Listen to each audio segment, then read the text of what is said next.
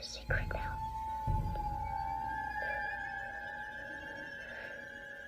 I see dead people.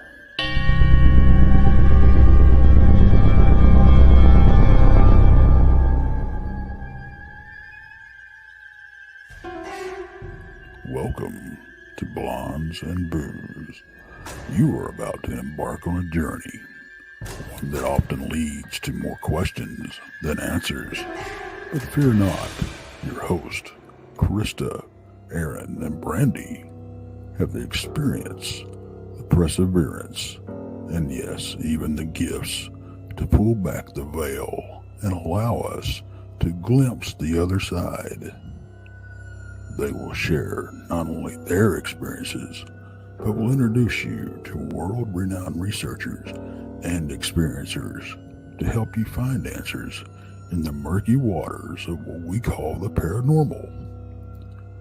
Their bonds with each other reach far beyond friendship, resulting in a pull no punches approach to the many subjects they explore. Their goal? To open eyes, hearts, and even minds to what lies on the other side, and the answers residing there.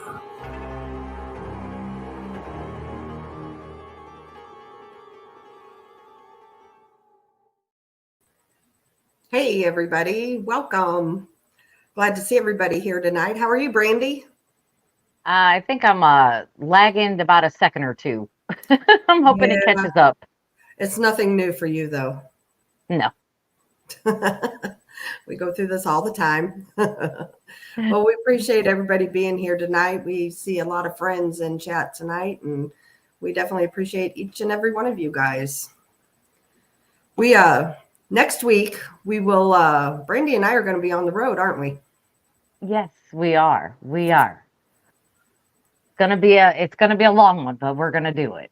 We're gonna do it. That's right. We are going to Schertz, Texas. We are going to the Lone Star Paracon, which is put on by the Kling brothers. So I think we're going to make a pit stop in Fouke, Arkansas on Thursday, and then we're going to head into Schertz on Friday, correct? Yes. Yes.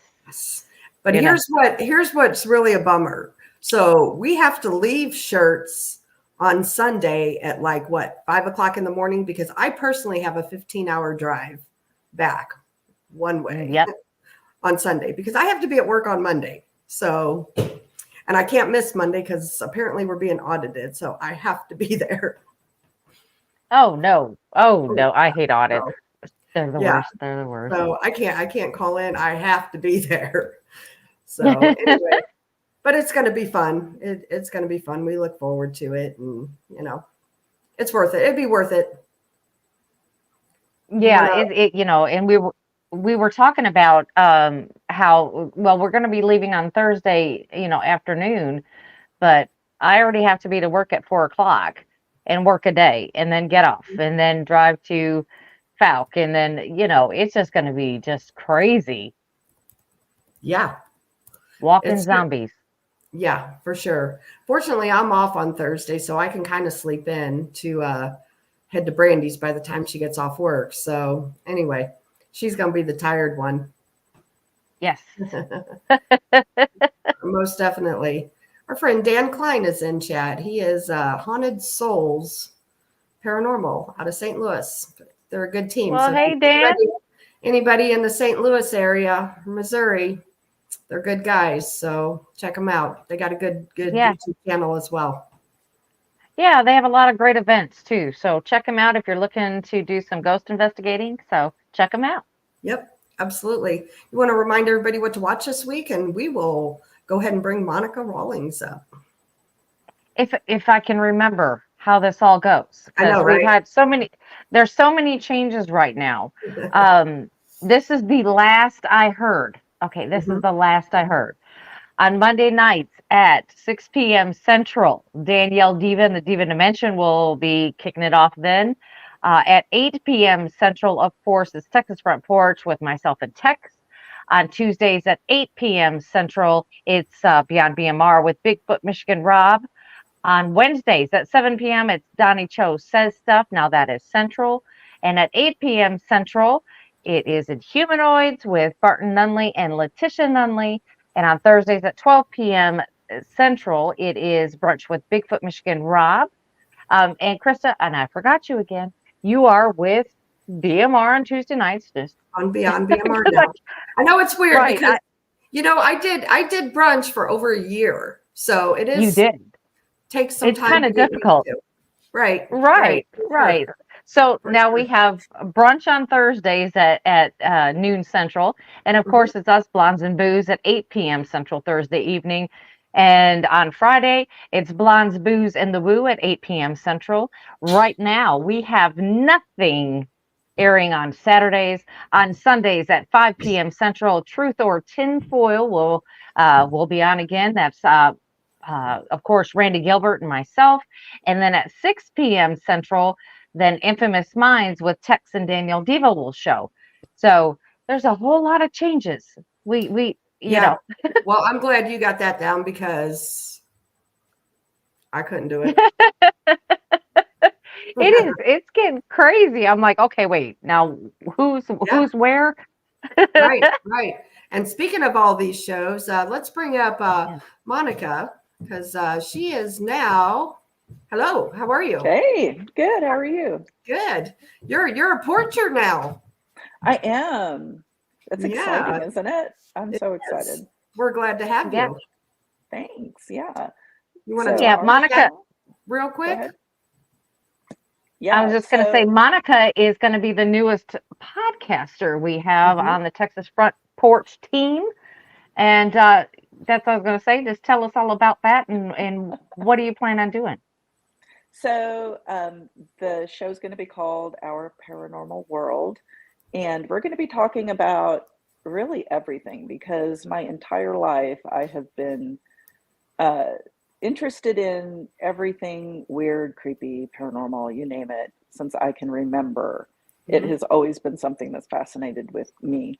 And then throughout my life, I've also had experiences with all kinds of strange things, the paranormal, beyond just the Bigfoot research that I did. I've also had a lifelong interest in ghosts, obviously. I think, who doesn't, right? And then, True. You know, the Skinwalkers, which, I mean, I know a lot of people don't like saying the name. I heard a really interesting new version of that. I've got to remember what it was. It was pretty funny the way that they were avoiding the word Skinwalker, but that is something that I have had a deep interest in for many, many years. And of course, Wendigo, and you name it, I've probably heard of it and researched it to some degree. It sounds like you've been there, done that. I have. I mean, I've been there and done a lot. That's for sure. Most definitely. You want to give everybody a little background about yourself? And Sure. So, like I said, I've had just a lifelong interest in everything paranormal, Bigfoot related. I mean, I think Bigfoot's been the main focus of my research, my in the field research, just because I was surrounded with that story from a very young age. My grandfather believed in it, and he encouraged my brother and I, you know, to read about it. And when he saw that we were interested in things like that, he really encouraged us to read, you know, what we could about it. And growing up in Northern California, obviously you hear all the stories.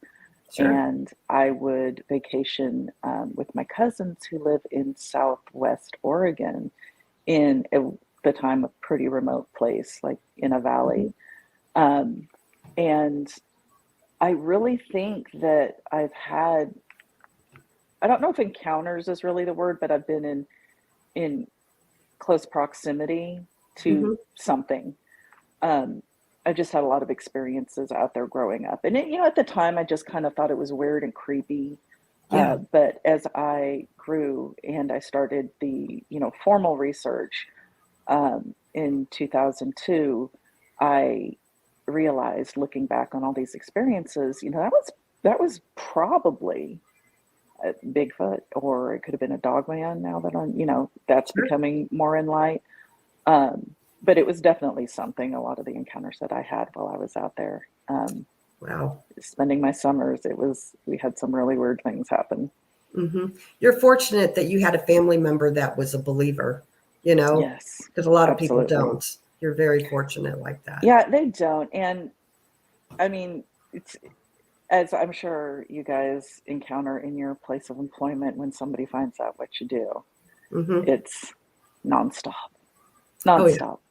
Like Oh, yeah. former employers and, people I worked with reach out to me still, 10, 15 years later, they're sending me anything they see that is Bigfoot related. They have got to share it with me. Like, I haven't seen it 500 times at this point. Right. You Yep. Same thing with Right. ghosts. Yep. I saw this and thought of you. Oh, thank you. Yeah. Thank you very much. Seen one, seen them all. Yeah, the Bigfoot cutout that is just so popular at every roadside stand from here to, the Canadian border. They see one in somebody's yard and they've got to take a blurry drive-by photo. Look what I found. I saw and thought of you. I just saw that. It was so interesting and I thought of you immediately. Thank you. Thanks. Thanks for the thanks. Yeah, thanks Nice for thinking picture of a me. cutout. Yeah. Yeah. Right. Right. No, totally get that. I'm fortunate at my work, we actually got a few subscribers because, I'm one that I don't care what people think of me. So, I'll tell them, Yeah. and either you like it or you don't, Right. there's one gal, she's a real religious gal, and she says, "Oh, you deal with them demons," meaning just ghosts. She believes that demons are ghosts. And I'm like, well, that's your opinion, not mine, There's a So- shocking number of people that think that, and Yeah. I don't. Oh, yeah. Most I definitely. get the correlation if you're very religious, but I mean, at the same time, I don't believe that. I don't believe all of them are. Me either. Yeah. Kid spirits creep me out. I don't trust those. Mhm. I agree. I agree. Right. Yeah, Well, the funny thing is I had just gotten a new job, and actually I had orientation today, and the lady telling us all the stuff that we're supposed to know, blah blah blah blah, safety this, safety that. You're like, okay, policy this, policy that, okay. And then she goes, I know you're a podcaster. So they're helping me get around the dates that I need off and the times that I need to work and blah blah blah. But the funny thing is I used to be friends with the person who was the manager there, and she's like, oh yeah, he's one of my besties. I'm like, okay, so my secret won't be safe for long. Everybody's gonna know what I talk about. yeah. Yep. No matter where I work, there's somebody who's super excited that Monica does Bigfoot research. Right. Or they'll latch on to she's been on TV, and they lead with that, and then it goes into for Bigfoot. Yep. Right. It just right. never ends. I mean, and I'm not running from it. I'm just like, yeah. Mhm. Yeah, I mean, what I do for a living, and I'm sure you guys are the same, it doesn't have anything to do with anything. Right. Somebody will Google your name, or, Mhm. the person in the office who thinks that it's just either really cool or hilarious as all get out. Yeah. Can't wait to tell somebody who doesn't. Right. Right. I just tell them all straight up front, saves everybody the energy. They don't have to look. I'll tell you. Yeah. Well, I mean, I don't, it's not even in my radar through my working day, right? And somebody will come up and, Yeah. as you know, I mean, I'm not even thinking, I mean, I'm in construction. I'm looking at contracts and I'm talking to subcontractors, and, I'm in the middle of a budget and the new person wanders in. So Right. I hear you like Bigfoot. Right. Not anymore. I don't like it No, anymore. that's not me. I don't know who you're talking about. That is so not me. And I'm like, Right. yeah, I do. I like other things too. Yeah.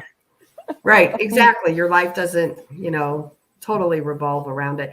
I get that. My boss, she actually, when I told her, what we did, and she's like, I'm interested in that stuff, and actually she's subscribed and she's watched some of the shows, because I'll go in like another day, next day, and she'll make a comment, or that was interesting. Tell me more about this person you had on your show, or, something like that. So, That's awesome. it's been all right, Yeah. I mean, there's always, not always, but usually there's somebody who's, equally interested, but they see what you're getting, so they shut up about it. Right. When they come to you, though. And that's great. I mean, if I can be the person that people come to and ask questions about it, and I just, spread the knowledge and help get them more into it. If it's a hobby of theirs or an interest of theirs, and they just, don't know who to talk to about it, I'm happy to be that person. Right. Absolutely. Most definitely. Sometimes people just need a place to get out, and here's the thing too, by doing this, as I said, not everybody in our office agrees with what we do. However, and even some people in chat, made comments, they believe that ghosts are demonic. Here's the thing though, we respect everybody else's opinion. Mm-hmm. And, we don't knock anybody or, having different opinions on these type of things. So I think that's really cool. And just a shout out to the chat, because, we all don't agree all the time. However, we can still be friends, Yeah, it can be respectful about it and not agree with Absolutely. Somebody. I mean, you don't have to. That's one thing that I can't stand, is somebody that just tries to shove their viewpoint down everybody else's throat. We're allowed to have differing opinions and viewpoints. Sure. My perspective is going to be different than somebody else's, but that doesn't make mine better or theirs better. Right. And in the end of the day, like, nobody can prove what anything is that we research, in no matter what branch you go into. I mean, there's a lot of anecdotal evidence out there, but there's very little evidence that would stand up to extreme criticism. So, you believe what you want. If at the end of the day, if that's what makes you happy and makes you feel okay with it, then I'm okay. Absolutely. And we've heard, and I'm sure you have too, you've been doing this so long, you've heard encounters, you're like, oh my gosh, can't believe something like that would happen. However, I've witnessed things too that people would say, oh my gosh, I can't believe you witnessed that. So my take on that is, who am I to say that didn't happen to you? Yes. Yeah. So if you tell me something, I'm going to believe you. I wasn't there. Yeah. Yeah. And, when I first started in this, I mean, I did really think like, there's no way that happened. But, the more I've been in it, the more I've matured as well. I've seen some crazy stuff in my life. I've been exposed to some crazy things. And then, I think back on these people who have these wild stories, and, well, some of it's, little hard to swallow. I wasn't there, so whether or not I can swallow that pill doesn't matter, because I wasn't there. I didn't witness it. I want to hear what you had to say. You want to tell me your experience. I'm happy that you're comfortable enough with me to share that. Right. And I'm happy to hear that, Right. And if me telling you my crazy stories, the things that have happened to me and I've witnessed that sound absolutely nuts, make you feel more comfortable with what you saw, that makes me feel good too. I mean, that's really great. Yeah. Yep. Absolutely. Absolutely. So one subject we haven't really touched a lot on, and if you're okay to talk about it, I would like to briefly maybe touch on like skinwalkers and wendigos and that kind of thing. Mm-hmm. So I have more of a traditional viewpoint for the wendigo specifically.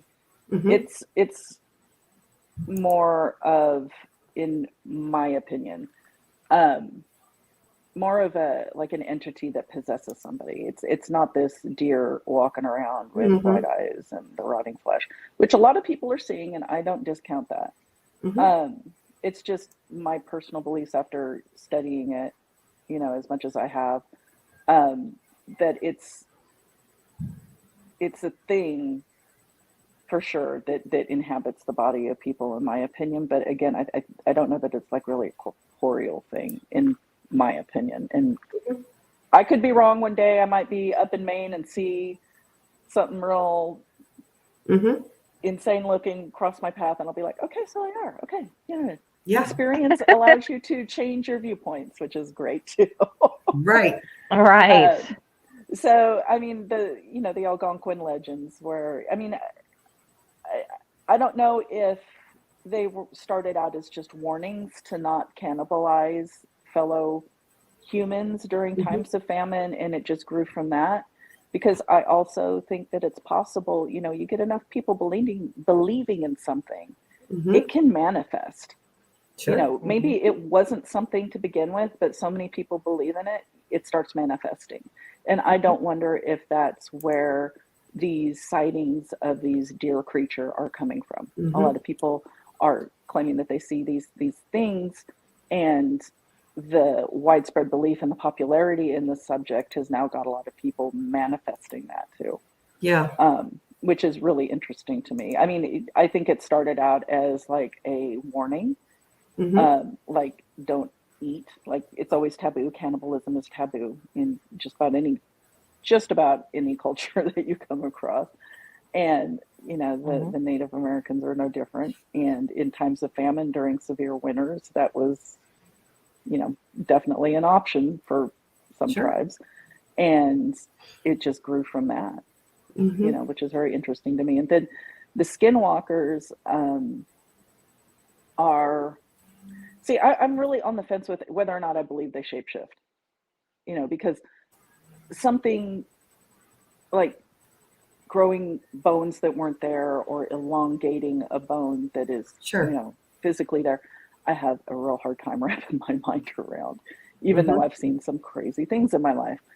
But I do believe that Skinwalkers are real, 100%. And I believe that they are just extremely evil people. They are extremely evil witches. And to be a Skinwalker, the ritual that you have to perform, really rituals, because it's not just one thing. I mean, it's a series of things over a period of time that you have to perform are so disgusting and just purely evil. And I do believe that those people exist 100%. Now, again, whether or not they're transforming physically into these animals is, for me, my personal beliefs, I'm kind of on the fence with that. Because again, I just, like, the scientific part of me is like, there's no way you're growing a snout and dropping off in a tail, and you know, that's tough for me to that's a tough one for me to swallow. But the evil people donning a skin and going out there with malicious intent, 100%, I believe that. And the res is a big place. I mean, they're not just on the res, but I mean, let's be honest, that's where the bulk of the sightings are happening in and around, and crazy stuff happens there. Stuff happens there. Absolutely. It's one place I've never like really got to go and investigate. I know they don't open like up to the public and that kind of thing, but it's on my bucket list, you know, to hit a active type place. What about you, Brandy? Oh, man, I don't know. Skinwalker Ranch is top of my list if I could ever get on that. Well, yeah, but that's not going to happen. So I know. It used to be. They used to do that out there, and they would let groups come in and everything. And I was like, dang, I missed it. The entire Uinta Basin, I'm sure I'm saying that wrong. I can never say that word right. The entire basin there, I mean, that Skinwalker Ranch is located in. I mean, Skinwalker Ranch is certainly noted for the happenings on that piece of land specifically. But let's not forget that that's just a single spot in a larger geographical region. You can go around the perimeters of the ranch and probably have some stuff happen. If you're really wanting to do that research, I mean, private land, that area is probably very similar to Texas, where you're either on reservation land or you're on private land, and it's a little difficult to access something that you'd be able to safely access. But I'm sure there are ways to do it. Like I said, the ranch itself is just one spot in a larger geographical location. And if you're really wanting to get out there, I bet we could arrange something, ladies. We could get out there and look into. Well, next weekend at the conference, and that's one of the people that I'm really excited about meeting, and that's Thomas Winterton from Skinwalker Ranch. He's going to be there, so nice. I'm looking forward to that. And one of the producers is going to be there. I don't know. Monica, you probably Awesome. need to come down, smile at them, keep walking past them, show a little Just leg. keep I don't, smiling. I Wear a don't low cut care. shirt. Gotta Yeah. swap yourself right out there. That's what we need. I would. I'm going to be in Napa next weekend because when I heard that there was a conference here in Texas, I was like, oh yeah. And then they said the weekend, and I was like, darn it, I'm going to be in California that weekend. Yeah. Yeah. That I would love to go, however, that's never going to happen.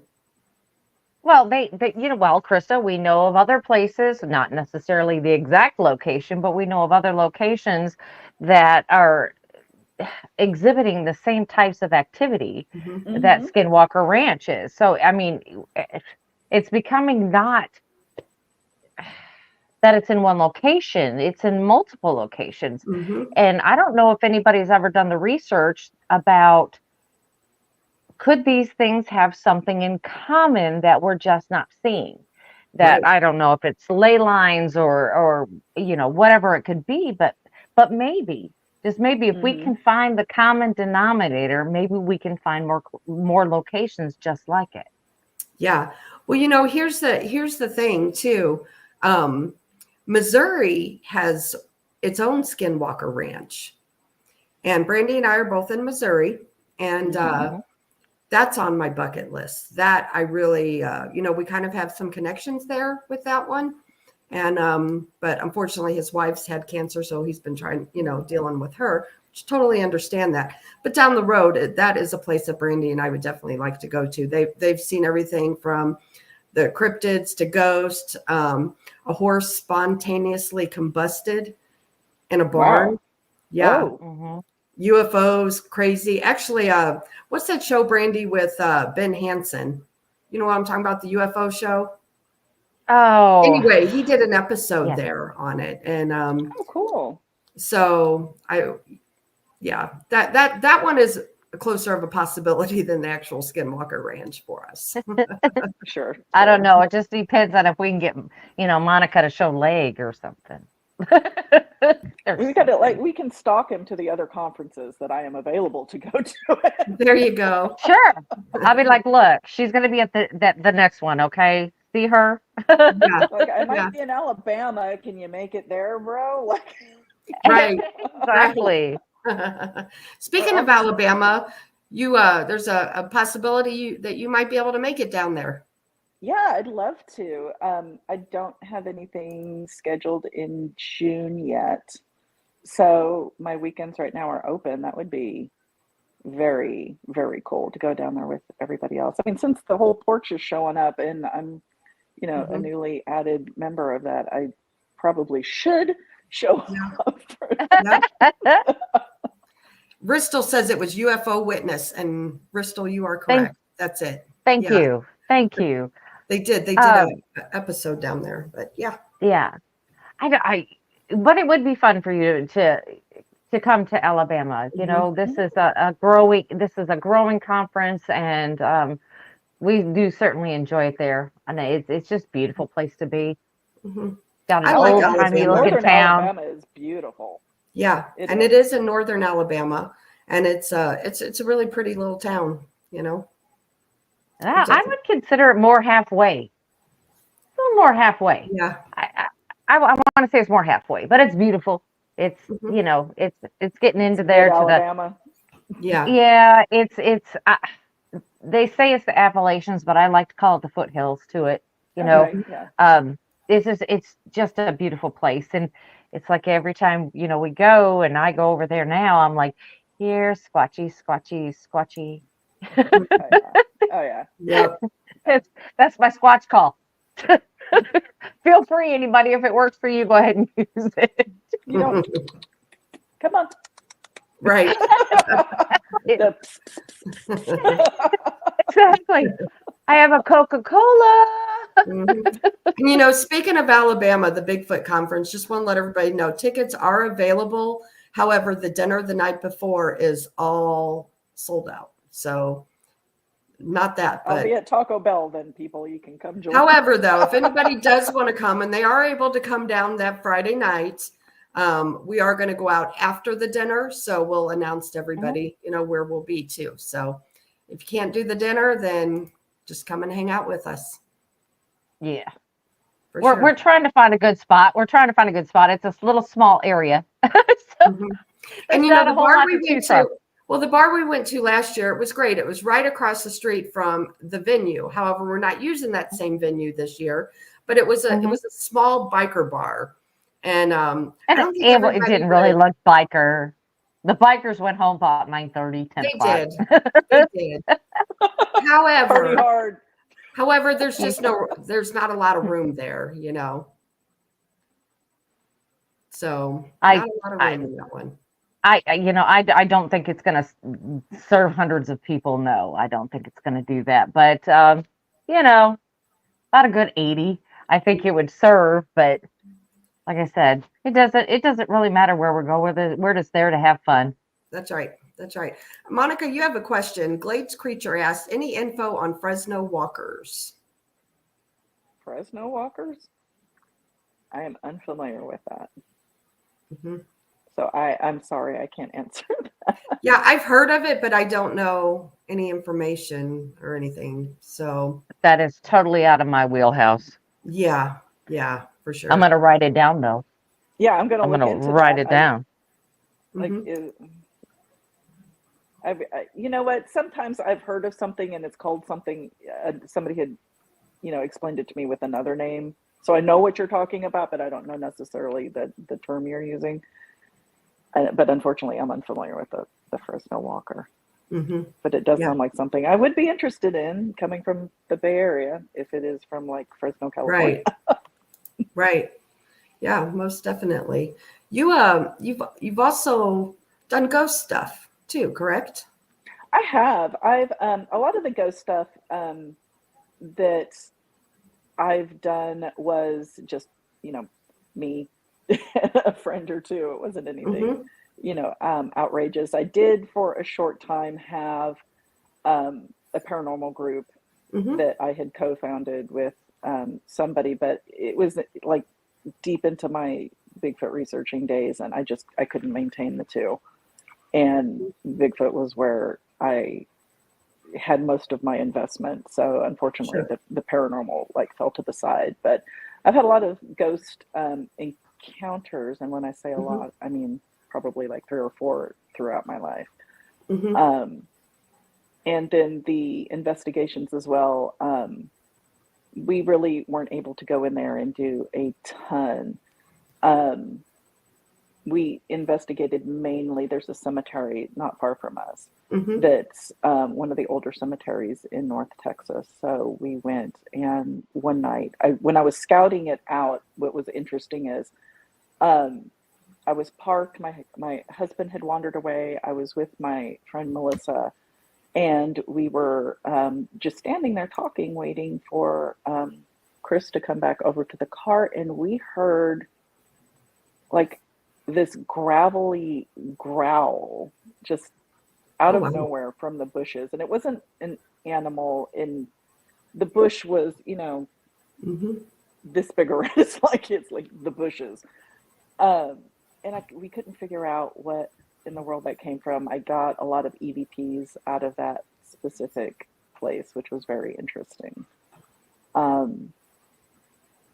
I would love to be able to get more into that now, because the Bigfoot research for me has kind of taken a back seat these last several years.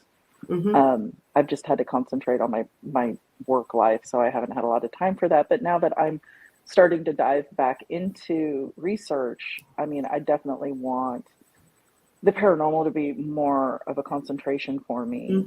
As well as the, plethora of other cryptids out there. Dogman has definitely gotten my attention since I had my sighting, and then, pretty much anything else. I've always, like I said, liked interesting, weird, creepy things, and I'd just like to expand my research base now. Oh, I understand. I totally get it. We, Brandy and I were, we started out with the ghost and all that kind of thing, and here we are. We got, I believe it's all connected. UFOs, ghosts, these creatures in some sort of way. you know? Mm-hmm. So yeah, here we are. We're all about the Bigfoot and the dog man. Yeah. Or really all of it. I mean, UFOs, I've gone to UFO conferences and, you know, Mhm. I'm interested in all of it. If it's Mhm. outside of the norm, Monica wants to go see what that's about. For Right. sure. That's us. Hmm. That's And our definitely same look feelings. into it. If it's something weird, we're there. Yeah, tell me. I want to hear it. Like, if you got a weird story to tell, please hit me up. Hmm. I am Yeah. more than interested in listening to what you've got to say because, like I said, throughout my life, I've had a lot of like weird things happen, and you might think nobody will believe me. Nobody will believe me. Try me. Try me. Yeah.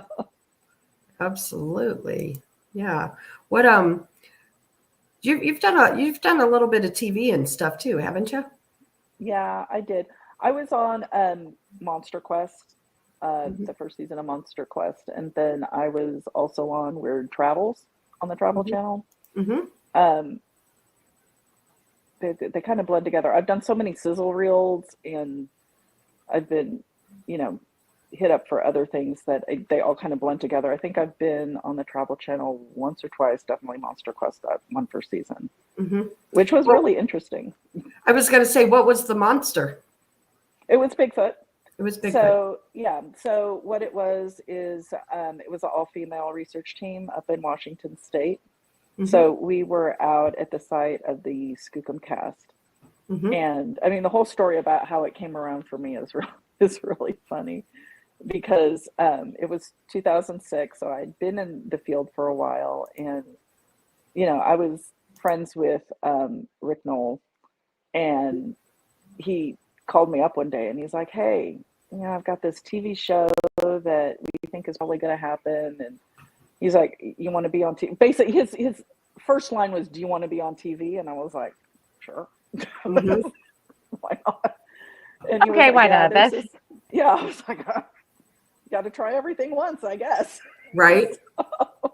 So he said, "Yeah, we've got this TV show that we think is happening." And he's like, "You know, they're looking for all women, and I thought of you and, you know, Kathy and Melissa and a couple of other women that at the time I wasn't familiar with." There was a large group of women initially, and it got whittled down to those of us that were on TV just because they didn't have time to go. It's not because there was like this interviewing or casting process. It was just, could you get out there on these dates? Can you get yourself out there on these dates and you know, do your thing for the camera? Sure. So that's how that came about. And it was such an ordeal to begin with. Like, I could tell, like, we could talk for a half an hour about like just getting to Skookum Meadows because I mean, obviously Melissa and I flew in from Texas, and Kathy, you know, came up from California, and the other women, I think, were already in Washington or very close by. And so we were supposed to meet Rick, you know, at like noon at this restaurant. And I had, you know, flown in early that morning, and the time difference. So I'd been up since like, I don't know, like 4 a.m. to catch my flight to get out there. And we arrived early anyway. So we were just, you know, messing around for a few hours. We make it to the restaurant. We meet up with the other women, which is great. The cameraman shows up. Cool. And we're waiting for Rick, and we're waiting for Rick. And Rick was 5 hours late picking us up. Oh my gosh. Because he was having issues with his camper. It was blowing all the fuses, and you know, he didn't want to get a ticket, you know. So he was 5 hours late, bless his heart.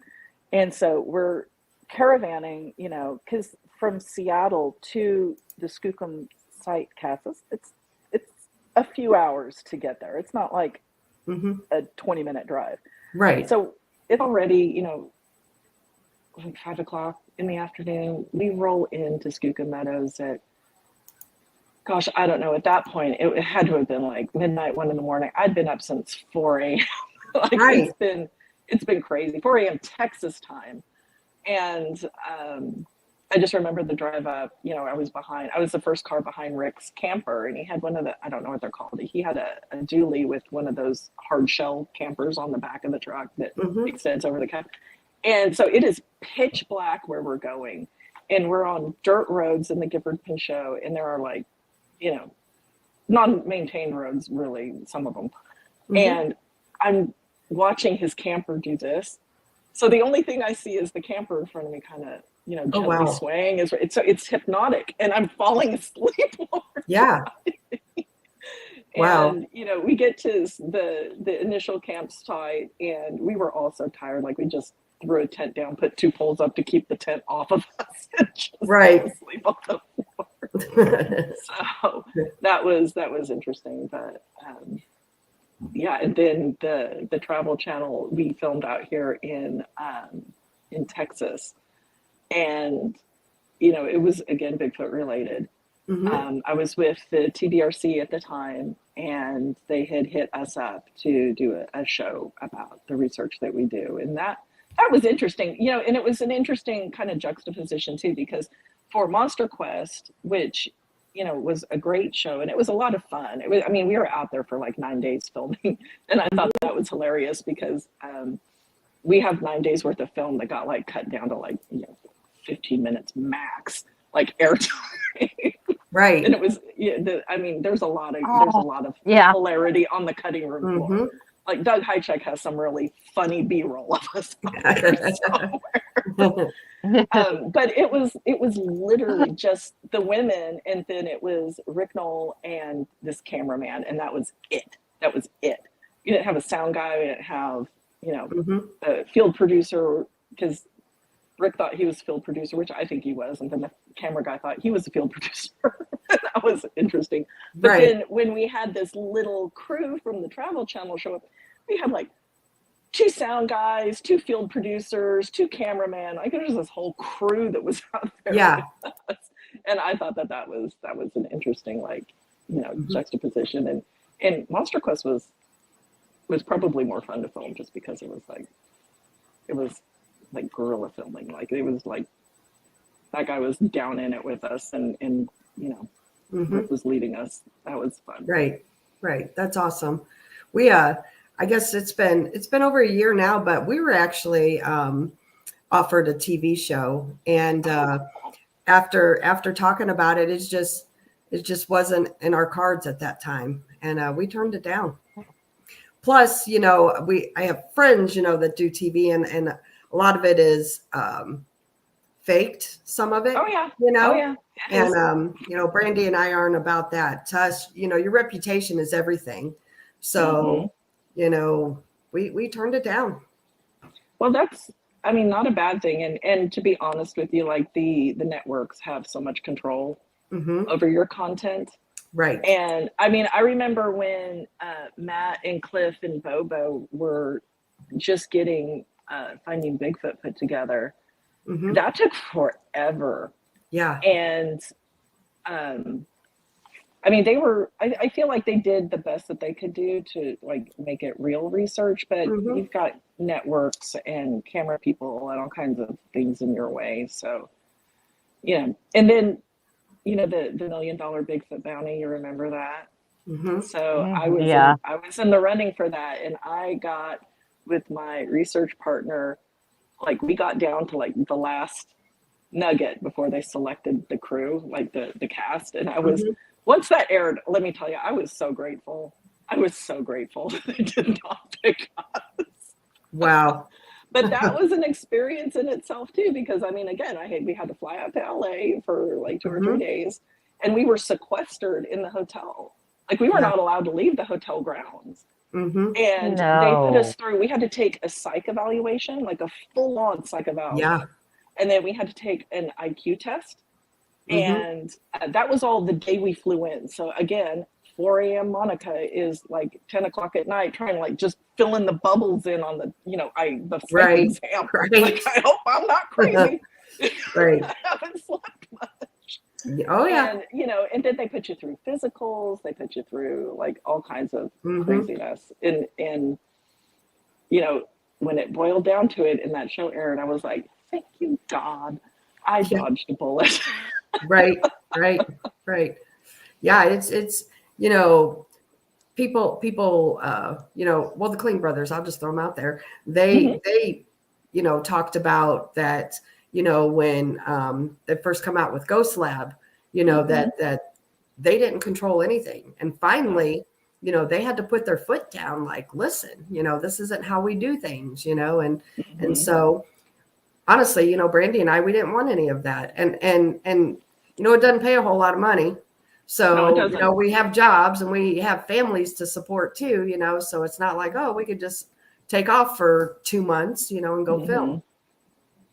Yeah, So, I mean, yeah, a lot of people don't think about that. Like, you still have to work. Like, your first season, for sure, they're not paying you anything.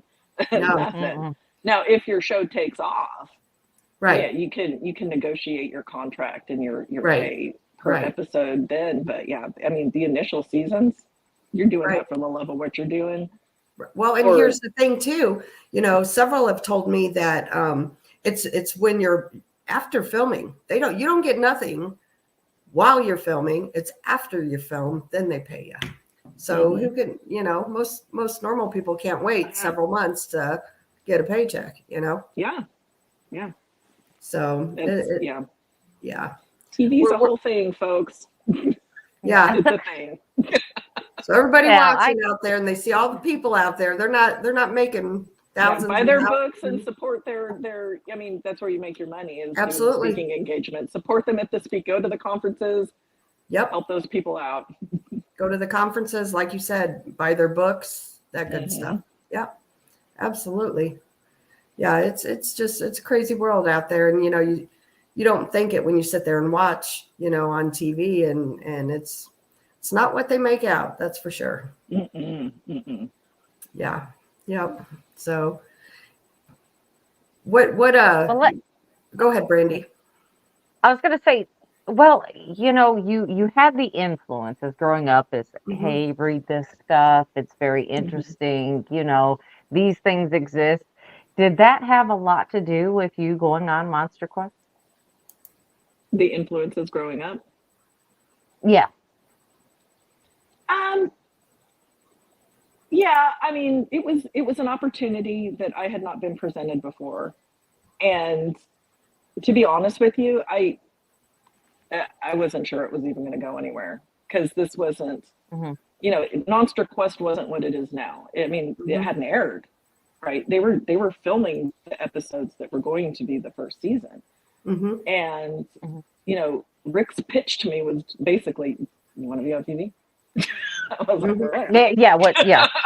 Right. Well, you said it was your grandfather, right? That would Yes. give you the books or tell you. Well, he would encourage us to look into it. Yeah. And if we thought something was odd or, you know, scary, or, you know, he wouldn't, you know, just kind of brush it off. He wouldn't tell us that's not what it is. He would encourage us to, you know, look into it. And he'd see me come home from the library with books about ghosts or books about, you know, native folklore and legends, because all of that is fascinating to me for sure. And he would encourage you to be like, yes, Sissy, you know, I think that's possible. I think you should look into it. Or, you know, if I tell him I saw a ghost in the backyard, he'd say, what did it look like? He didn't say, no, you didn't. You were dreaming. You don't know what you're talking about. He would not do that. What did he happen to say when you actually got on the show? He had already passed away at that point. So unfortunately, my grandfather didn't see any of that. My father, he said, you look good and you sounded intelligent. That's hilarious. That's funny. Great. That just makes me wonder what your grandfather really would have said, you know, like he's like, I'm proud of you, or, you know, like 100% would have told me he was proud of me. I'm sure he would. Yeah. He said, Sissy, I think that's great. You know, I think those things are out there, and, you know, I think it's great that you're doing what you're doing. And he, you know, told me he loved me. Yeah. He awesome. You know, I bet you he was your biggest cheerleader back then, and he still is now. And yeah. That's pretty cool. And my grandfather, I mean, I love my grandmother and my grandfather, but my grandfather was just so about his grandchildren. It was wonderful. I mean, he was always right there, wanting, you know, the best for us and the best for me. And, you know, he was just amazing. He really was. And I wish he could have seen, like, me in my heyday, like with all of this cryptid research, he'd have been like, "That's awesome, Sissy. You know, go." Yeah, for sure. Oh, For sure. well, there is a question that I want to answer, and we're gonna put a lid on it in a minute because Mhm. we're gonna have to take a tiny break, our 10-second break. But my question that we're gonna answer in a minute is, I know you're into the paranormal. Mhm. Do you think that your grandfather has come to you since he's passed? Hmm.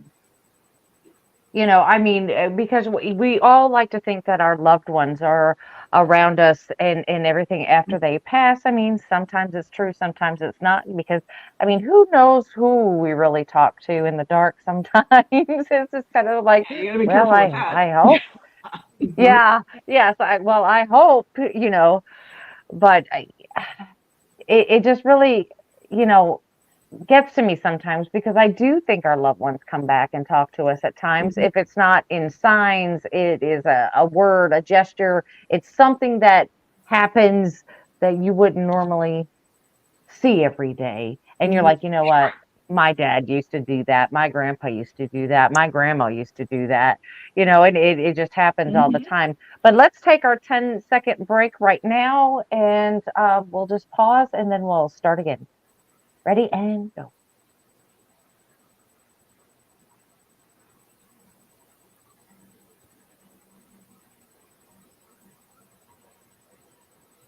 All right, good enough. If Randy ain't got it by then, he'll be all right. That's just awkward just sitting there. I'm just saying. It's just Kind of I know it's awkward. I mean, at least before we would play like music to entertain everybody. right. It's just not like that anymore.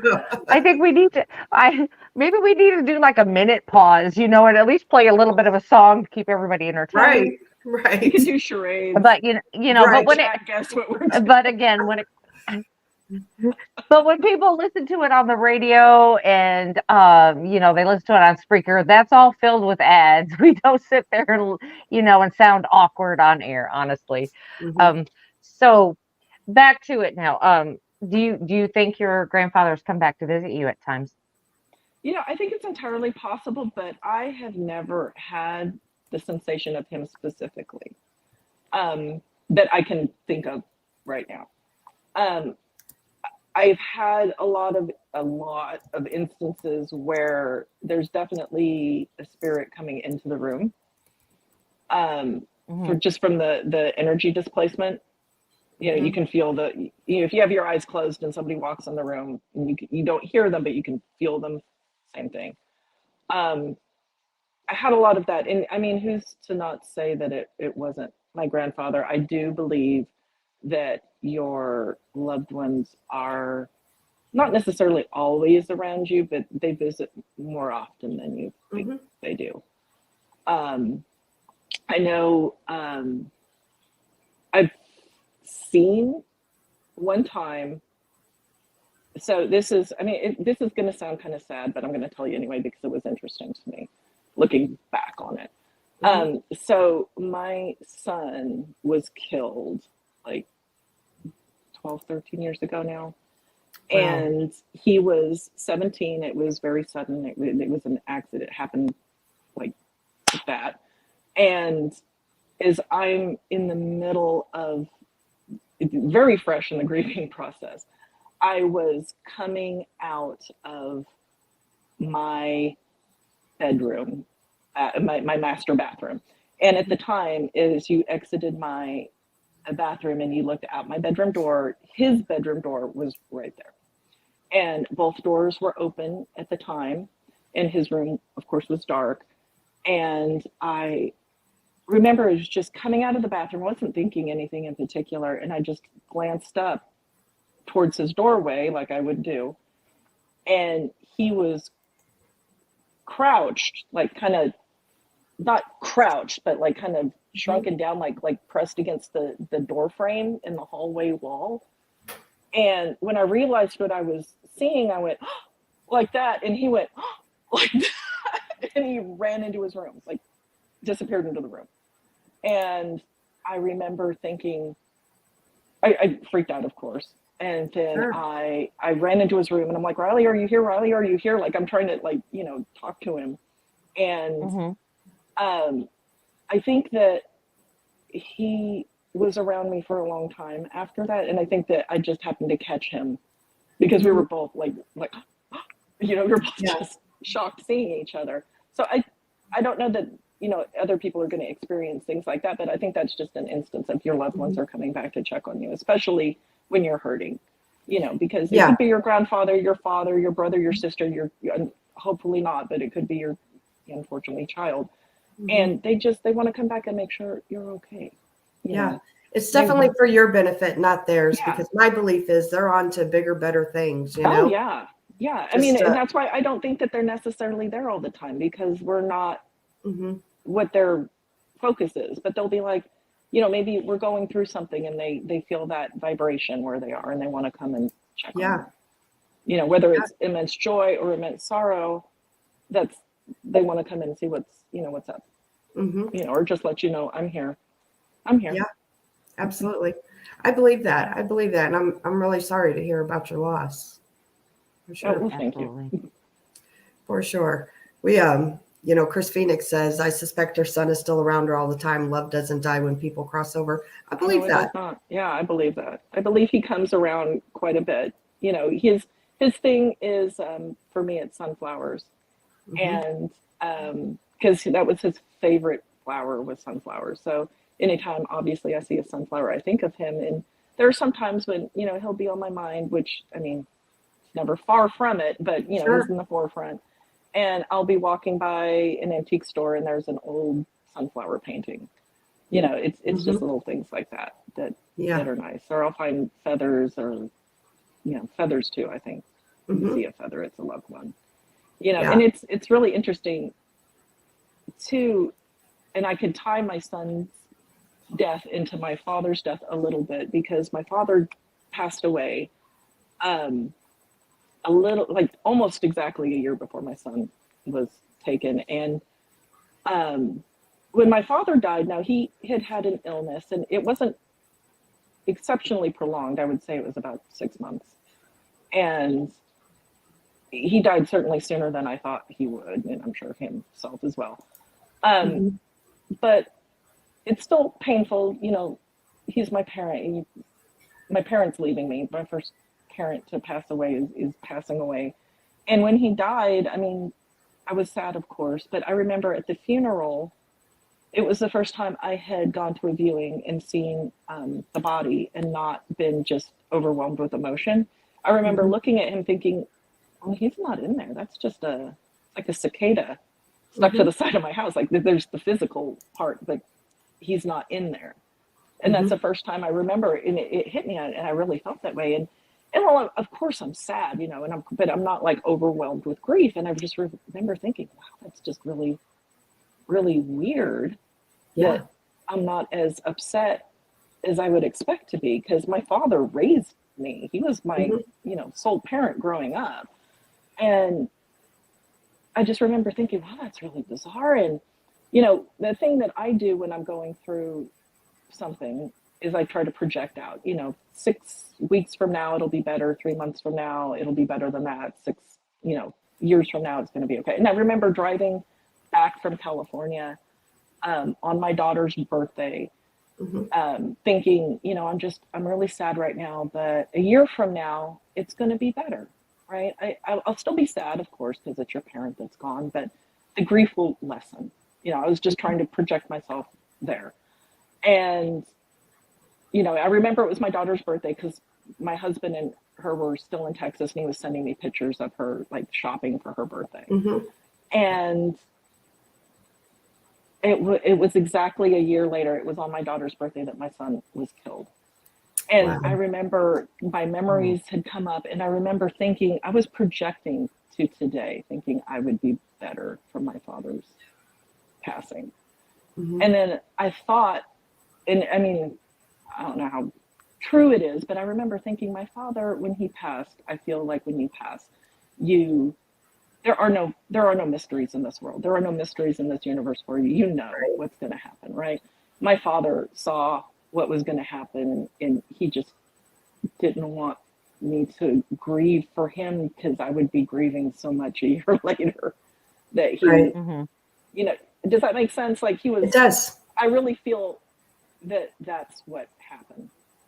Because when it dawned on me, oh my gosh, like a year ago, I was in Santa Barbara driving down the coast. I remember looking at the sunset thinking a year from now, it'll be better than right now. And, and still being kind of interesting in my mind that, I'm not as grief stricken as I anticipated it would be. So that's how I view that as well. Like when they pass over, if they know what's going to happen, I think like they can see, they know when you're going to pass. They know the things that are in store for you. And if they can help ease it, I think they do. Yeah, I would agree with you. I believe when we cross over too, I believe like our past loved ones are there, to greet us. Yeah, because I mean, what's all eternity with people you don't like? I mean, it's going to be right. Right. I don't plan on going there. I don't like you. Yeah. Right. I think that when we do pass, I think that somebody comes to get you, somebody in your family comes to get you and help you transition over, and that's comforting. That's very comforting, and on TikTok, I watch some of these hospice nurses, like hospice nurse Julie, who talks about her patients and how they have that phenomenon. And there's a term that they call it, where somebody will be in the active dying process and they are talking about the angels that are there. Or they're talking to their husband who passed away 10 years ago. And they say, he's coming to take us. We're going to go on a vacation soon. And that's when they know that this person is, hours away from crossing over, and they let I've heard about that. They've done studies on that. They've done lots of studies on that, and how much it actually happens is unbelievable. It's like, wow, this that just fortifies my belief that they're there. And they're coming to help you, because that's traumatic. I'm sure, like you're this life that you, this existence that you are familiar with, you're shedding, right? And that's not an easy thing, I'm sure. Yeah. I was very close to my grandma, and I lost my mom just a little bit over a year ago.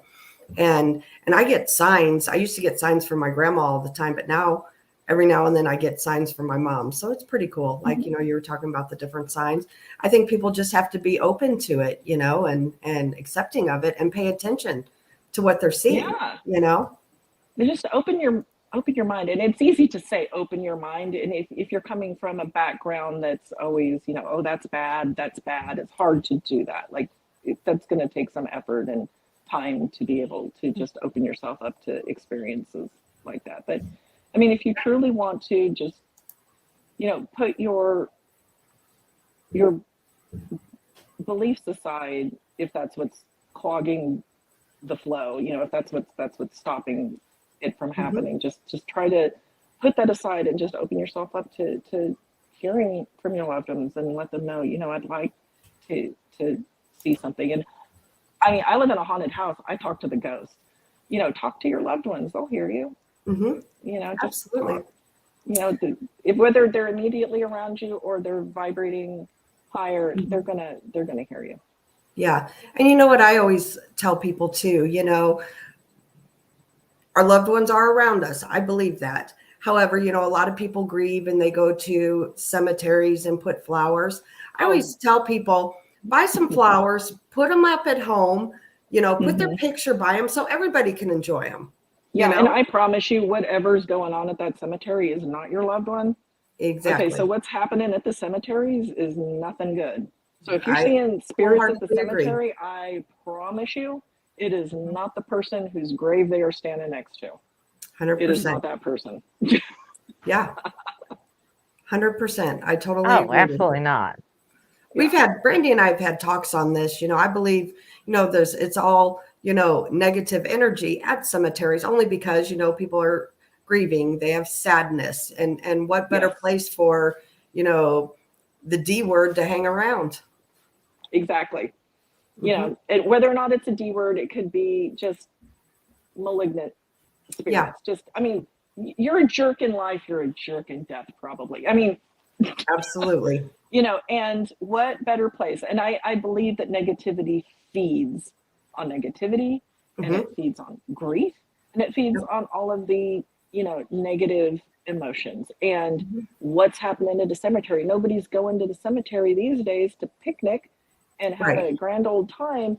They're going to hang out there and feed off of that. I don't know if you've read Dean Koontz or if you've seen the Odd Thomas series, but they have these bogarts, right? That's what he calls these things. And they feed off of the evil and the negativity. And that's just what I imagine is slithering around in those cemeteries. Absolutely. You know, and I love to go to cemeteries. I really do. I will spend time in cemeteries. Old tombstones fascinate me. I love going there and just thinking about the people and their lives and what kind of lives they live. And I am very comfortable in a cemetery, but I got to tell you, like, if I get a chill or I get a weird feeling, or if I'm starting to see stuff, you know, out of the peripheral vision, or just flat out see it, it's time to go. You know, Absolutely. and you know, when you come into the cemetery, really, you're supposed to ask permission from the guardian spirits if you can come in too. I try to remember to do that because I do believe that that's probably the thing. Yeah. Yeah. You're like, we're just gonna make sure. Like, but you know, I mean, no disrespect. I'm not here to like vandalize graves. I'm not here to like step on everybody's grave. Right. I really do try to be respectful and not just like just walk across the graves that I'm going through there. Oh, you know, and you know, just, another thing about cemeteries is you got to, you know, as you guys know, watch out for the attachments, right? Things will lure you home. Make sure that you've got that that sage and that red cedar handy before you come into your house. Yeah, absolutely. I got it everywhere. I just, and then, depending on how, if something's in your house, kick it out. Kick it out. I had to kick something out of my house a few years ago because I know my house is haunted. You know, I think in other shows I've talked about seeing the ghost dog. I've smelled the woman's perfume, but it's not a negative feeling, right? I don't feel scared. I'm not, you know, if I hear something, it doesn't frighten me. I'll talk to whoever it is. But there was something in my house one night and it was not friendly, and I don't know where it came from. It made the most god-awful noise, scared the jeebus out of me. Like to the point where I jumped out of bed and shut my bedroom door. And I was like, what do I do? What do I do? Right. I mean, I know nobody had broken in. I knew like it was, you know, a spirit of some kind, but it was making this horrible screeching noise coming from my living room, like towards my bedroom. And I never before had I heard, and it was circling my house all night. And then it came into the house. And, you know, once I got over my initial shock, you know, because I mean, who isn't going to be scared of that when it's pitch black? Sure. And I turned on all the lights and I went through the house and I told it to get out, kick it out, kick it out. You are not allowed to be here. Get out. This is not your space. Get out. You're not welcome here. Out. So you can. And it left. You got rid of it. It left. It left. Awesome. That's what, you know, you have to take charge. I know how to get rid of you. Get out. Yeah.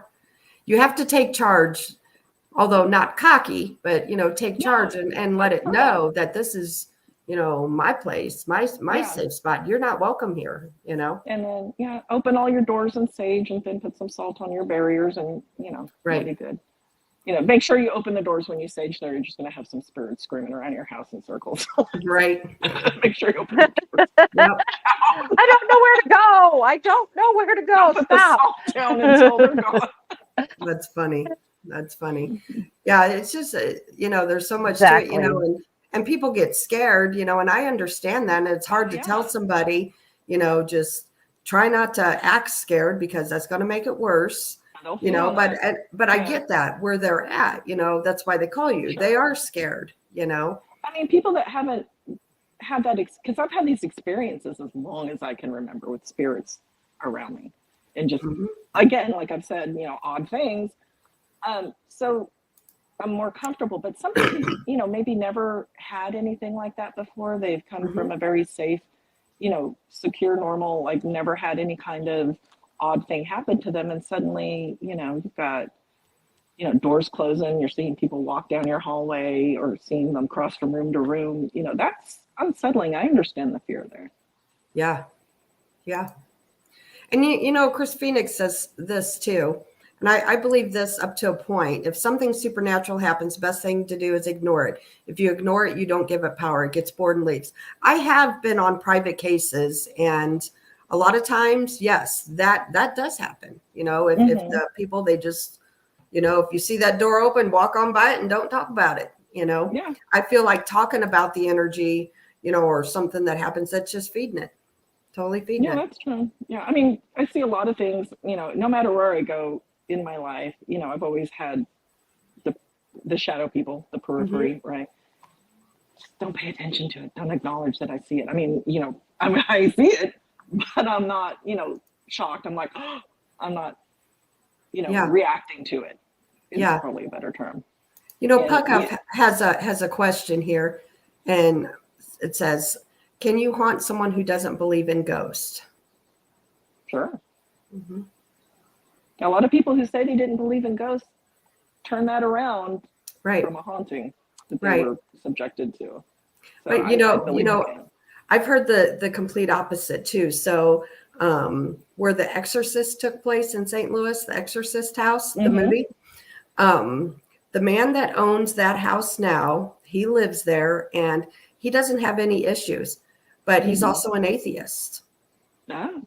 He's not feeding it either way. He doesn't believe in heaven. He doesn't believe in hell, So does that have something to do with why there's no issues? Yeah, it could be that they just moved on too. Well, it could be that. Or, like I said, some people say they don't believe in ghosts, but they have a belief in Christianity. Mm-hmm. Well, in Christianity, there's light and dark. There's that. In atheists, they just don't believe nothing. Mm-hmm. So I guess it's to me it's whatever it decides to feed on, because you can sit there and say ignore it and it will go away, but sometimes in my experience that if you ignore it, it just keeps getting louder and louder and louder till it finally gets your attention. So for me, it's just kind of like you've got to do this with it. It's like there's no black and white to the paranormal. There is not. I'm telling you, there's not. It's no like one each thing spirit is going to be like the other. Yeah. Each spirit has its own attitude. Whether it be a good attitude or a bad attitude, it's got an attitude. So it just depends on really, I think, what you're dealing with. Yeah, I mean, there's, like I said, there's jerks in life, there's jerks in death. I mean, just that as is absolutely true. Personality varies, so do the hauntings, I believe, because not everything is a demon. That is one thing that I 100% do not subscribe to. I think that they exist, but I don't think that I don't either. Is a demon. Yeah. The oh gosh, and I'm blanking on their name. They the Conjuring investigators, the Warrens. The Warrens. Everything was a demon. Everything. Right. The D word. I have my opinions on Ed and Lorraine Warren. Brandy. I think everybody does. Everybody does. I am just going to say that I think, God help me, here we go. They embellished a lot of stories that really they didn't have to embellish. They were stories. They were great stories all on their own. They didn't have to embellish these stories. Of course, that makes money and makes great movies. That's all I got to say. Wow. You summed it up. For sure. It's like Nellie just says, not everything is a demon, and she couldn't be more right. Exactly. No. And that just drives me up the wall. Because when I was young, I read the Warrens books. I did. Because I'm young and I'm interested in this, and I'm just voraciously, taking everything that I can in. Now, do I believe everything I read? No. I mean, I am a firm believer in you take all of the information and you form your own beliefs and your own, from what you're reading and what you're experiencing, and that's what forms you. You don't just blindly believe in anything that's handed to you. But I remember at a young age, like, there sure are a lot of demons floating around where these people are going.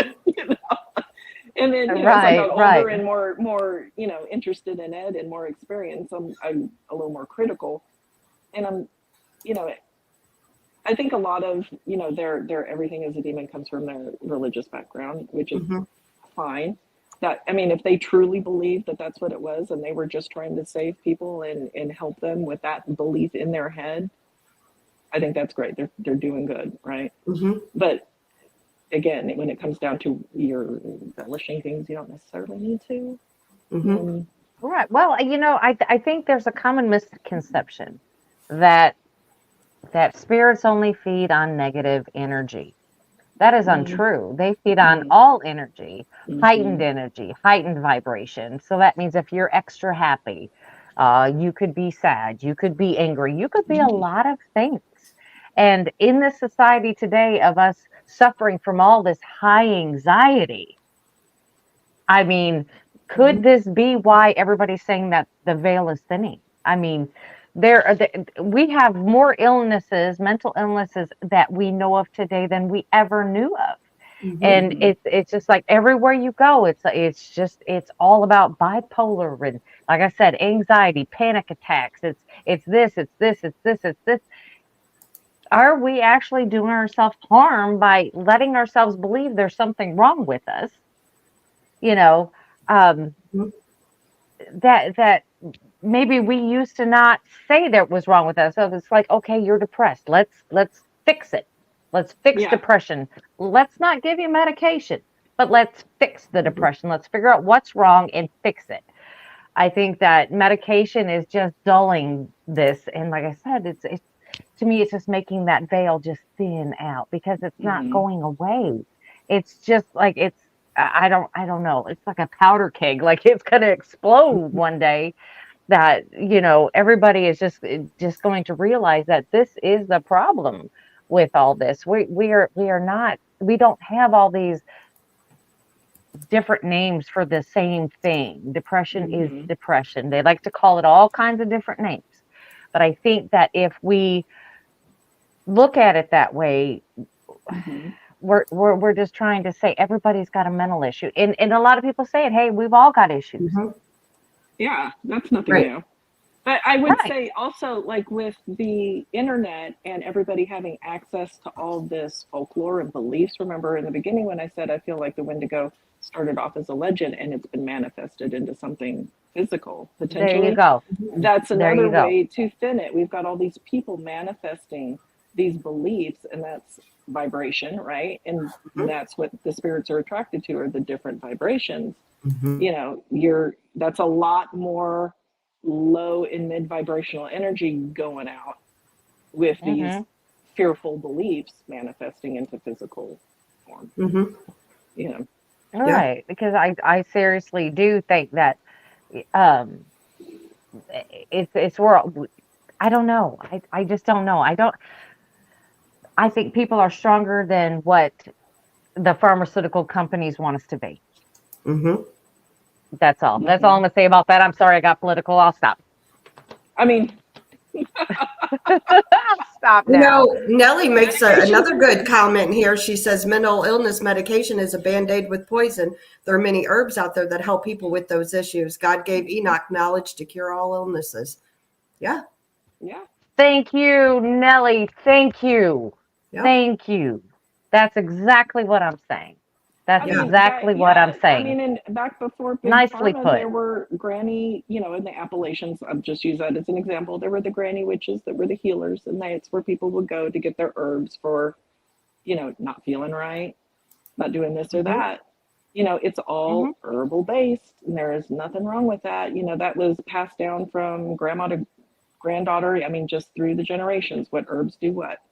And it's really and I sad still to me revert that back to a lot of that. Yeah.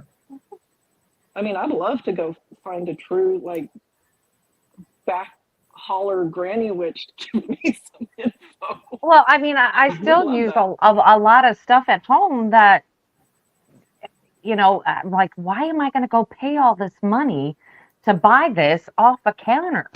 This is crazy. I'm like, I suffer from heartburn a lot. So, you know what was said?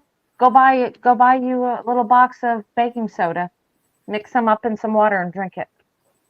I'm like, so for 99 cents, I've got like a whole month's worth, versus buying, $10 for, 5 days. Yeah. It's just crazy. And it's longer lasting, and it's just like all those little things, and the ginger root in the peppermint for stomach aches. I still use that a lot, especially when when you're at work or something, you got a stomach ache. I just pop a peppermint, and I'm just like, okay. I'll tell you what helps too. And I tried it for the first time. I wasn't really into like the herbs and this and that, but however, Brandy knows my friend Kathy, and she uses like peppermint oil for a headache. And I had it was almost to a migraine. And she said, here, you need to put this on above your eyebrows. I did. And probably within 45 minutes, my headache was gone. True story. I didn't have any ibuprofen or Tylenol to take. I was freaking out. I was like, I got to go to the store and get something or it's going to get really bad. And I put that peppermint oil and it was a miracle drug there. It is. It is. I mean, there are so many reliefs. Yeah, I think that if you can find a natural relief or simple reliefs, I mean, there are some instances, obviously, where medicine is 100% necessary. I am not saying 100% if you've got a serious ailment, go to the doctor. I am not saying that mental illness is fictitious, okay? I'm not saying that at all. I'm just saying some of this stuff that we are diagnosed with, anxiety and things like that, meditation works for that. There's other things that you can do besides just medicate yourself. And with that, I find that it dulls my senses, that I am not able to, if I were faced with something a little bit more nasty than just a regular spirit, I think that I wouldn't be as equipped if I were, chemically empty. I'm just going to say that, chemically empty. That's why when we go on investigations, we don't drink alcohol or anything, because it dulls your senses and then again puts you in a weakened state.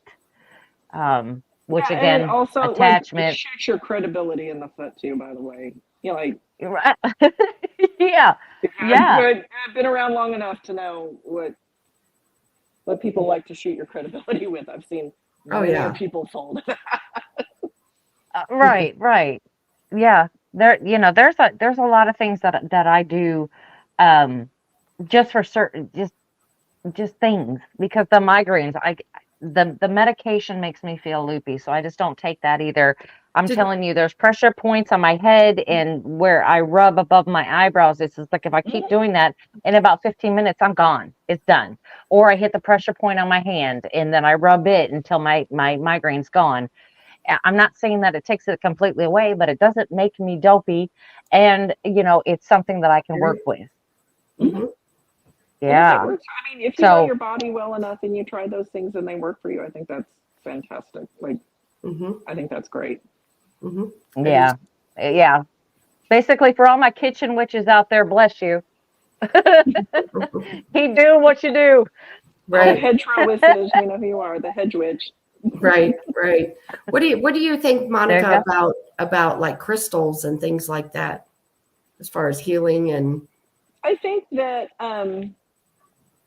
so I would have to say that your thoughts have a lot to do with how your body is going to respond to anything. So if you are open-minded and you believe, like I wouldn't say without hesitation, but if like at your core, if you truly believe that these crystals are going to help you, I do think that they help with the vibration and the frequencies, because I do think that is a thing. I think that if you have in your mind that you believe they are going to work, they are going to work. I think a lot of what happens with crystals, with herbs, I think a lot of what happens in witchcraft is psychosomatic. If you tell somebody, whether or not you've ever picked up a grimoire, if you have ever practiced any kind of witchcraft or not. And I walked up to somebody who just really ticked me off. And I said, you know what? I hex you. You're going to have heartburn for 6 months. Every time you wake up in the morning, it's going to be excruciating. I put that hex on you. I can make up some symbol and throw it at you. And if that person is in that right state of mind, 100%, guess what's going to happen? Right. I think Yeah. I'm not saying all of it. But I think a lot of it is psychosomatic. And I think that a portion of that goes with the crystals. Like I said, I 100% believe that they help with your vibrational frequencies, that each crystal does lend to something. I know a lot of my friends carry them on their person for different things. I know that I'll carry them with me if I really feel like I need a boost. You know, I've got rubbing stones that I'll keep in my pocket if I'm feeling particularly anxious, and those help. I do believe in that. Yeah, absolutely. And See? Get yourself a rock and rub on it if you're anxious. If you got anxiety, just rub on a rock. Keep it in your pocket. I mean, because Monica is also, if you didn't know this, she's also a rock hound. I am. So, you know, I mean, I'm not the only one over here. So that's good. That's I've got good. a pickaxe and everything. I've got my little pickaxe and I've got a gold pan. I will go like sift for gold. I'm in there. That's cool. Krista, we need to follow her around for a while. Right, she goes looking for gold, right? I didn't say I found it, but I'm in there. We'll give her the old shakedown if she finds something. We'll be like, oh, thanks. Yeah. Look at that. Yeah, absolutely. Yeah, it's you know, your intention is everything too. You know, we say that all the time. You know, I feel like what you know, if you believe that this certain stone is going to work for you, I believe it will. You know, it doesn't even have to be a stone. You know, it can be something that has some sort of meaning to you, you know? So, yeah, and intentions. And that goes right into like manifesting and vibrations. Like if you really, and I have to like keep myself in check, because if I start going down like a dark thought process, like, oh gosh, I feel like I'm going to get sick. Oh, I bet I'm going to get sick. Oh my gosh. You know, I'm going to manifest that crap. Like it's going to happen. Yeah. I have to be like, let's not do that. You know, when I feel like I'm going down like a path that is not going to end well for me if I keep up with that thought process. Right. Yeah. You're absolutely right. You know, and then I get to thinking back about, you know, all the herbs and all of that. I start thinking I'm gonna get sick, or I'm afraid I'm gonna get sick. I take echinacea. I'm sorry. I go back, and echinacea always seems to help. If I remember, you know, that's the other thing, because taking a cold pill just makes me want to go to sleep. I don't care. They can say it's Dayquil, but it's not Dayquil. It's sleep time for me. Yeah. I understand. You know. Yeah. You know what I take? And a friend of mine who grew up in Beijing turned me onto this. And she used to keep these ginger tea packets, and you get them from like 99 Ranch or, you know, one of the Asian grocery stores. And it's in a box. It comes in a box of like 800. There's like so many in this box. It is crystallized ginger. If you can power through that, you are stout, because that is some strong ginger in that thing. But I will also say that will kill whatever the heck is in your body trying to take over. Like it stands no chance against that ginger. Yep. So it's not 100% a cure, but I mean, if it's like just, you know, a minor cold or something, just trying to get a foothold in there, it stands no chance. Yeah. Right. Absolutely. Right. I've heard of people, you know, who have cancer and they decline, you know, chemo and things like that, and they start, you know, doing the all natural way, and they get cured. What does that tell you? Yeah. Tells you everything you need to know. Yeah. Well, is that intent, do you think? I mean, because I know that a lot of foods can help with that. I mean, eating in the right amounts and in daily and blah blah blah. But do you think a lot of that is intent? Do you think we can actually fix I mean, I'm not saying that you shouldn't go to a doctor. I'm not saying that, but could you fix a lot of that with intent? Maybe try to manifest a better body. I mean, I'm not going to say you're going to get rid of cancer, but maybe make it easier to go through the process. Yeah, I think intent and mindset have a lot to do with that. Yeah. You know, it's not going to, I don't know about reversing the cancer because I just very recently lost a friend to it. And here's the interesting thing is they thought that she had it for quite some time before she was diagnosed, right? And like a decade, they thought that she had this. Like, they weren't 100% sure. It was pretty advanced when they found it in her. But up until that point, she was, I wouldn't say okay, she had some pain. It had definitely started to spread, but that made me think, like, I hear a lot of stories of people with cancer. They didn't know it. And they find out they have it. Maybe it's not to the point, like, unfortunately, my friend had, where she was having some pain in her side. And that's what led her to the diagnosis. But, you know, it's deep in there. They have no clue. There's no symptoms. I don't know what's going on. And then they get the diagnosis in that mindset of, oh God, it's cancer, I'm going to die. You know, I feel like that's where a lot of people immediately go with that diagnosis. And that mindset doesn't help. And those people are gone within 6 months, but they didn't have any symptoms before the diagnosis. And I'm not saying don't get diagnosed at all. I'm just saying that the mindset that you have going into it. Sure. Your mind is very powerful. Has a lot to do with how you're going to react to the treatments. Let me put it that way. Yeah, absolutely. Well, ladies, we are up at the 1.5 hour mark. This went fast. I know. Already. This was a fast show. Yeah. Usually, you know, you look up and, you know, you still got a time. And I just looked up. Last time I looked up, we were at the 07 mark, you know, the 1:07. And then I just looked up and I'm like, wow, 1:32 mark. It's a fun conversation. Time flies. Relativity. Yes. It's all relativity. When you're having fun, it flies. When it's a drag, it drags. Yes. Well, you know, I mean, it all comes down to what we were talking about is it's your way of thinking. It's like you've got to be positive for positive things to happen. And that's what this is all about. It's what it's all about. Yeah, absolutely it is. Absolutely it is. Well, we appreciate everybody tuning in with us tonight. And we'll be back on here tomorrow night at 8 o'clock Central.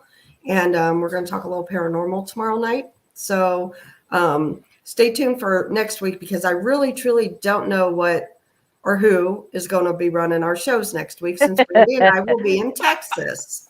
So it'll be mystery shows. Mystery shows, everyone. I think you should broadcast live from Texas. Let's see how that rolls. Yeah. It's a possibility. Well, you live this life once. Let's do it. Right. No kidding. Yeah, there you go. There you go. Well, thank you, Monica. This has been fun. Well, thank you. It has been fun. We're looking forward to your new show. Yes. Yeah, we're looking forward to that new show. Yeah, and we're going to be talking about all kinds of things, like I said. So if you like this, tune in. I can't say it's going to go exactly this route, but you know, it's my cool, fun personality. So there you go. You never know how it's going to turn. That's right. You never know. Right. That's right. Well, you're welcome to come back on anytime. I really enjoyed this tonight. So well, thank you so much. For sure. And I want to give big shout outs to Bigfoot Michigan Rob. Thank you. Two Shadows. Thank you for becoming a member. Paranormal Pixie. Thank you for the gifting of the memberships. Catherine, thank you very much. And Sherry, thank you very much. We appreciate everybody. And thank you all so much. Yes. And then until tomorrow night, everybody have a good night. Get some rest. Don't work too hard tomorrow. And we'll see you tomorrow night. Good night, everybody. Bye, everybody.